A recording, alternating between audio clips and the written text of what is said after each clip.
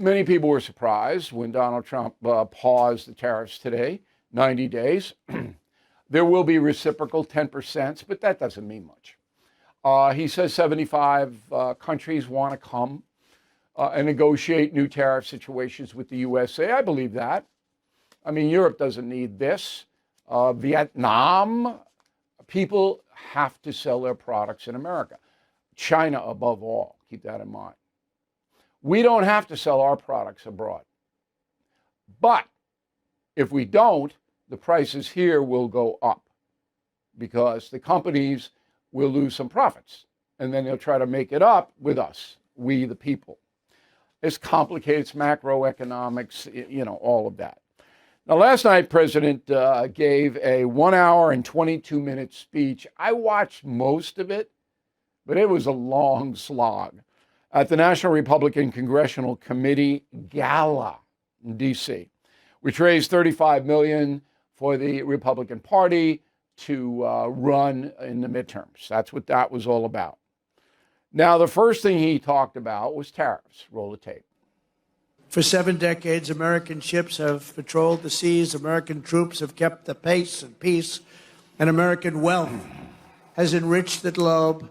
But despite all we have given to them, you will not find an American car in Berlin, in Tokyo, in Seoul, in Shanghai, not a car. I used to say to Angela Merkel, Angela, how many Chevrolets do we have in Berlin? Why, none, Donald, none. That's right, Angela, you got it. I know what the hell I'm doing. I know what I'm doing. And you know what I'm doing, too. That's why you vote for me. Now, 35% of the population would fit into the you know what Trump is doing. Other people, they don't know exactly what he's doing. Some of them don't want to know. Some of them hate him. Some of them are just too lazy to find out, whatever it may be. But the president, I did not criticize him directly on these tariffs because I know what he's doing is historically correct. I did have some suggestions about how you roll this out.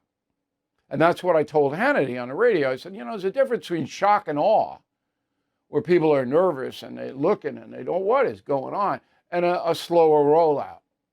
All right? And I made a point about that even some of the president's economic advisors don't know from day to day what's happening. And maybe you want to make that more methodical. Just a suggestion. The president had a great point about the media, and it's centered around eggs. Go.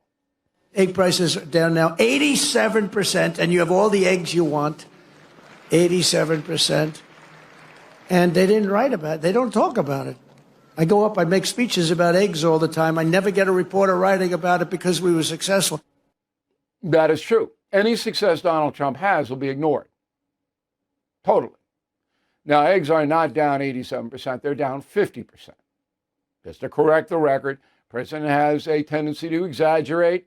We all know that. Some of us believe that it's part of what makes him lovable. Others don't like it at all. But egg prices have dropped 50%. How much hysteria? Tomorrow on the No Spin News, I'm signaling my producers now, I'm going to run a montage of people panicking over eggs about a month ago.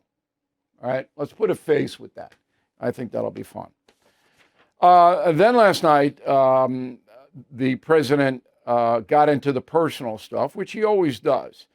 And in the face of all the tariff madness, it really doesn't matter much. But it shows you that the opposition, the Democratic Party, many in there, including Senator Adam Schiff of California, want to destroy Trump. They're not going to give him any honest appraisal of anything. They want to destroy the man. They hate him that much. And Trump is aware of that. Roll cut 1. He knows it's a hoax because he made it up with Crooked Hillary. So he knows it's a hoax because we're dealing with human beings on the other side. He'd say, Donald Trump Jr., the son of the President of the United States, will spend many years in prison because of what he's done with Russia. Now, think of that statement on a human basis.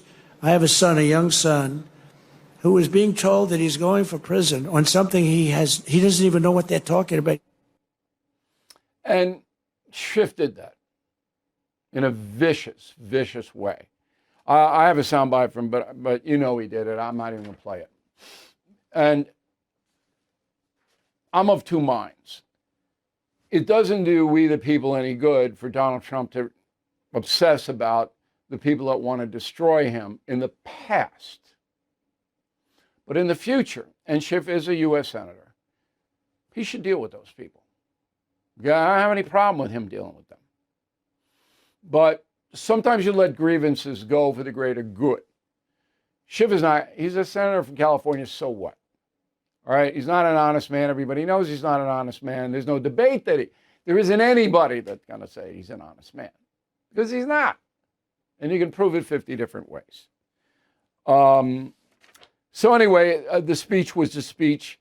It was, you know, he's a very entertaining guy, Donald Trump, and he loves it up there.